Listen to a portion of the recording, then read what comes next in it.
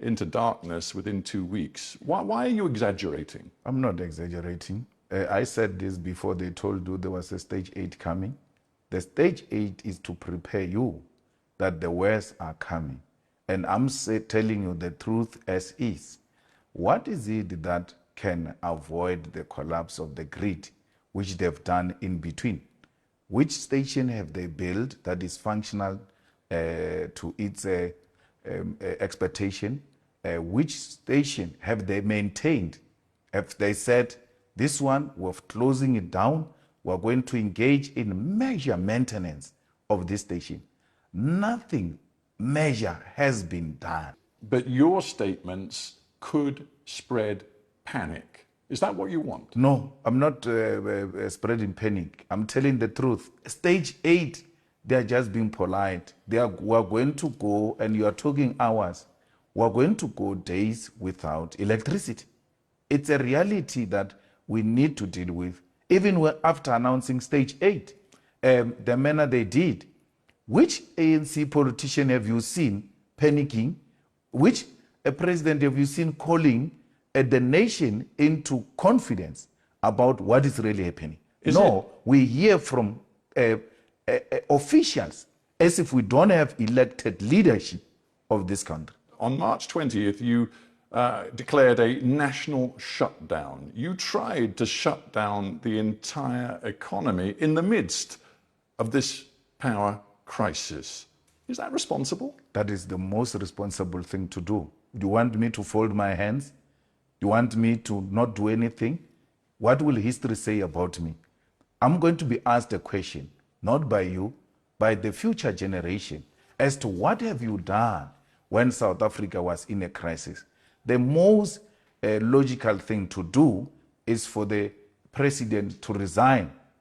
Was it in Britain where we saw prime ministers in a short space of time resigning one after another because they realized they were not about to carry the national agenda?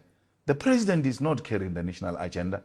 We need a government of national unity constituted by all of us who are not driven by political party interest, but the interest of South Africa to resolve this immediate crisis, which will affect all aspects of our lives. National unity, yes. You say. You also said at the time of the national shutdown, this shutdown is the beginning of a revolution. No one can stop it. No army can stop it. No police can stop it. Some of your members put out videos threatening to beat up teachers and police if they went to work. One even threatened to beat up pupils if they went to school. And you talk to me about national unity?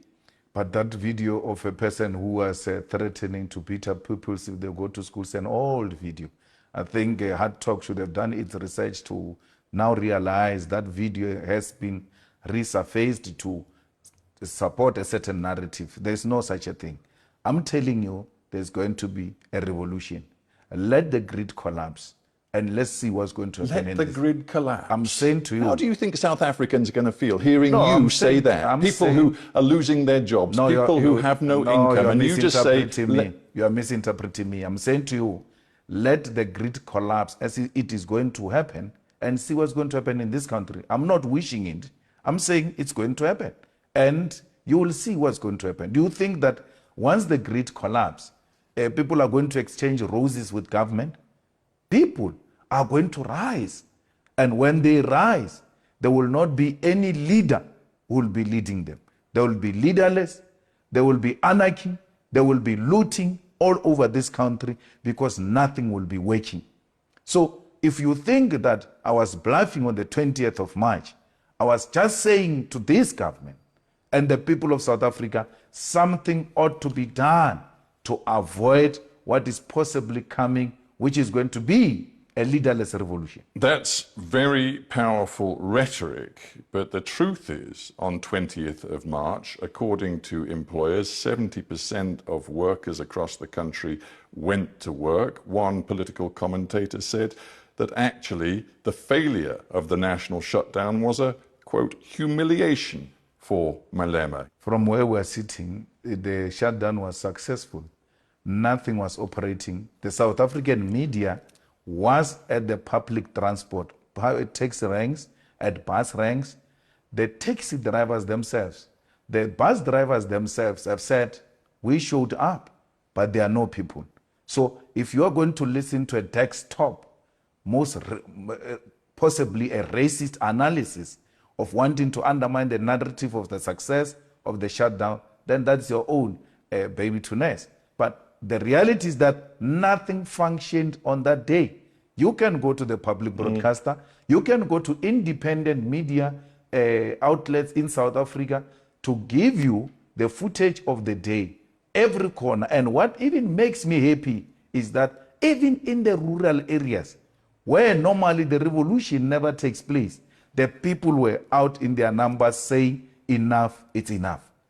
Let's think about the lessons to be drawn from the current crisis, because what we see is a state-operated energy giant which is failing to work. It is not delivering power to the people. We have other major state-operated companies, for example, Transnet in the transport and logistics sector, which are failing the people of South Africa. One we could look at the aviation sector, all sorts of sectors where the state has failed. And yet your message is you still want to confiscate all privately owned land, essentially nationalize all privately owned land. You want to nationalize the mines, you want to nationalize the banking sector, and these are the key pillars of South Africa's economy.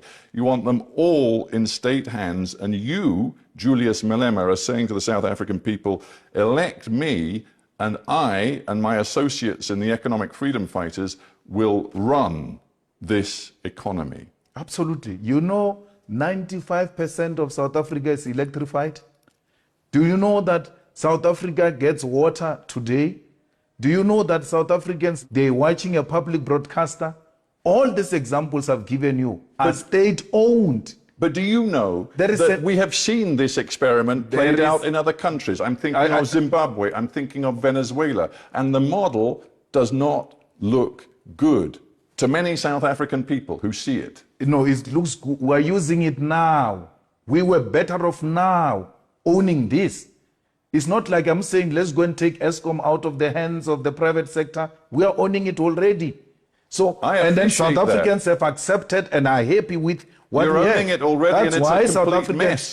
That's why South Africans are saying, let's get proper people to go and run these institutions. Are you the proper person? I'm a proper guy. I mean, I don't want to go too far back into history, but at various times you failed to actually file a tax return on time. Yeah. You've been accused of different financial offences. You've never been convicted, but some of those charges were never brought to court. But you tell South Africans, despite your own history, you are the guy to run their economy. That's why. That's a mind of a lazy person who doesn't do his work. You will have to refer back to 15 years. I've grown up over a period of time, build a solid political party. The only thing you can keep on referring to is what you interviewed me about it 12 years ago. Get something new, my brother. No, I'm very... Show a skill of a hard-working presenter who does his research. You can't falter me. Since I've made my mistakes on tax when I was very young, when I was almost 27 years old, fixed that problem. Today, I'm a 42-year-old married man with children who has taken responsibility and built a solid party to be the third largest party without the support of white monopoly capital and the owners of the South African economy. You keep on referring to old and old things because you are now beginning to sound like a scratched CD. You have every right to tell me you have changed. Tell me of me now. I've been in Parliament for 10 years. Let's take one particular aspect of your policy positions. Yes. Do you think aligning yourself with Vladimir Putin is going to be good for South Africa? But that's what it is now. South Africa is in alliance with Russia, with India, with Brazil, with China. So why are you asking me as if it's some policy that is going to be implemented after I took over? South Africa is in alliance with Russia now. South Africa right now calls itself non-aligned. In the context of the war, but these are two different things. South Africa is an ally of Russia. Now, the second question is, Where does South Africa stand on the war? It says I'm a non-aligned in relation to war, but Russia remains South Africa's friend. So we cannot create confusion around there. Don't create an impression that it is Malema who's going to come and create an alliance with Russia. But there are some very specific... Actually, I will go beyond that. I will go beyond the friendship with Russia, and in the war, I will align with Russia, and I will even supply the weapons to Russia. Because Russia is in a war with imperialism, and any agenda that seeks to push back imperialist agendas, it's well within the policies of the EFF. You say, quite clearly, I would arm Vladimir Putin. Yes. You know that the International Criminal Court wants Vladimir Putin to face war crimes charges. It must start with Tony Blair. It must start with George Bush. It must go to Barack Obama. Then it can go to Putin. So let's get this straight. You're saying to me that your policy, if you were in power in South Africa, is quite simple. That your enemy's enemy, and it seems you regard the US and its allies as the enemy, your enemy's enemy is your friend. Never mind if he's a suspected war criminal, never mind if the UN and the ICC say they have compelling evidence of Russian war crimes. You don't care. As far as you're concerned, my enemy's enemy is my friend. You're exaggerating, but another point which you don't want me to go there is that Tony Blair accepted that they were wrong about Saddam Hussein to an extent that he did an apology of a thug, right? You have never called for his arrest. A man admitting that I was wrong. To how many people died there, killed by those people. So all I'm saying is we are with President Putin because it's not enemy of my enemy. It is an anti-imperialist agenda that says the American dominance and its allies should be undermined at all costs. Anti-imperialism, even though Vladimir Putin is quite explicit about his desire to revive a form of empire. He says countries like Ukraine have no right to independent sovereign existence. He appears to believe that the best thing would be to revive an empire, the Soviet empire. But you're anti-imperialist? We are anti-imperialist. That's a debate for another day. The war is not what he's talking. The war is about the expansion. And had there been a common ground found, this could have been avoided. We are not for imperialism, even if it were to come from Russia. If he does that, we'll condemn it. But we know for a fact that progressive forces such as China have also aligned themselves with Putin to try and create an alternative from the imperialist domination of the world. And that's what the EFF is about. You admire China, you admire, it seems, Putin. What you seem to have as a vision for South Africa's future is much more along those lines, authoritarianism than democracy. No, socialism is not authoritarianism. So how can you describe China as progressive? No, it's very progressive. China subscribed to Leninism and Marxism, where the working class control the commanding heights of the economy. And that's what we subscribe for. We are of the means of production being owned and controlled by the states. We want South Africa through the vision and the image of China, where you grow the economy, where you reduce unemployment, where you reduce poverty, and you can't take that away from China. And the state plays the central role with regard to that. That kind of message and the messaging on Russia has seen the rand plunge against the US dollar. Hang on, we see many corporations in South Africa looking at establishing headquarters elsewhere. We see foreign direct investment flatlining in this country. Do you believe that the rhetoric you are using is good for the South African economy? I've been doing this from when you interviewed me 15 years ago, when I was young. And therefore you can't say the rand to dollar crisis today is created by this message that I've been spreading for for so many years, from my early ages. And then this No, party but what I'm has been suggesting is that the this new party- tensions between Washington and the government in South Africa have definitely affected the financial markets. No, it was the crisis as we see it today, as we have this conversation, me and you. It was worsened by the irresponsible utterances by the ambassador of the USA, who just recklessly, without following the diplomatic protocols, went out to make certain allegations about our country, damaging its good image, and then undermining its sovereignty in terms of choosing who its friends are. And today we see the rand being weak because of such utterances. Why would the rand be weakened by a political posture that says this is what we want to be when we take over government? We want a government that will be owned by the corrupt free.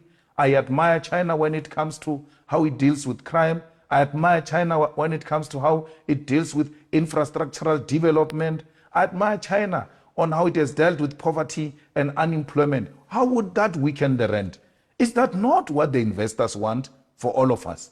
The most likely way that you can get a grip on some power in this country is by forming a coalition with the ANC after the next election. You could have a role if you were to do a deal with the ANC. Are you ready to do it? The reality is that the EFF is the only organization that is growing, and that the DA and the ANC, the DA, which is the official opposition, ANC, which is the ruling party, are both significantly declining to a point where the DA called us the enemy number one. Why did they do so? Their own internal research tells them that the EFF has overtaken you. That's how much our policy position has attracted the people of South Africa. We are not going into coalition for positions. We are going to say anyone who wants to work with us, and we've said this before, and that's why we're not working with anyone in the local governments. If you want to work with us, you are going to expropriate land without compensation. You are going to nationalize the mines. You are going to establish a state-owned bank. You are going to make sure that we fight crime, fire by fire, to make this country a safer place. Those are just but minimal, non-negotiable points that will engage with anyone who wants to work with us. All of that, non-negotiable. non-negotiable. On that basis, it's hard to imagine you can make a coalition with anyone. ANC was more than willing. Actually, ANC was at a point of signing with us on expropriation of land without compensation. Remember, we even put this in Parliament. How did it pass to a point where Parliament had to do an investigation if the ANC was not agreeing? We were almost at the edge of getting a deal. And some young ANC clowns decided to vote against this. But we're not going to retreat in returning the land back into the hands of our people. And don't tell me about Zimbabwe. This is going to be done through a democratic means, like we did, in consultation with all South Africans, black and white, on how best do we get the rest of our people owning the land and other strategic sectors of the economy. You know there are some South Africans, and let us be blunt, many white South Africans, who fear Julius Malema. Some of them have said to me, if Malema gets to power or close to power, I will leave this country. Do you welcome their fear, or do you want to find ways to overcome their fear? I don't welcome their fear. Stephen, they said that about Mandela, the most celebrated Mandela. You're talking about me. They said if Mandela, a prisoner, becomes the president, who will live in this country, and they left. I was in the Vaal River the other day, looking at some of the houses that whites abandoned in 1994 when Mandela became a president. They are not scared of Julius Malema. They are scared of an independent black man who's not controlled by any white person, who's not controlled by London. Last year, you said this. It was after you'd questioned whether a particular white person, why they hadn't been located and, quote, taken to an isolated space where our supporters could attend to the guy properly. And you went on to say, you must never be scared to kill. A revolution demands that at some point there must be killing, because killing is part of the revolutionary act. Absolutely. This was last year. Absolutely. Absolutely. You can't say you are a revolutionary and then be scared to kill.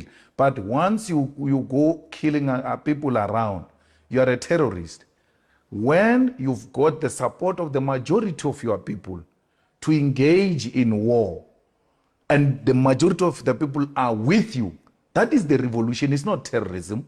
And therefore, I'm not a terrorist. That's why I'm saying, at least for now, the conditions have not dictated that there should be anyone who should go to the bush and engage in war to kill. But if those conditions necessitate, will without hesitation do that. The same way the generations before us, when conditions necessitated, they were not scared to take up guns and shoot to kill. So I'm not saying anyone must be killed. All I'm saying is, let everybody come to the party. Let's build this one country and give away our privilege for the privilege of all. Your vision of South Africa's future, will it come through the ballot box or will it come through what you call a revolution? It will come through the ballot box. A ballot box that produces a revolutionary party will unleash the revolution. And the revolution, when it is unleashed through democratically elected government, is the changing of the system, where you radically defeat capitalism and introduce a socialist state. We still believe in the EFF, fundamentally so, that the power to the people must be ushered in through the ballot. And nothing else must be looked at except the ballot. However, when the need arises to defend ourselves through whatever means necessary, we'll do so without hesitation. Julius Malema, sadly, we're out of time, but I thank you very much for joining me on Hardtalk.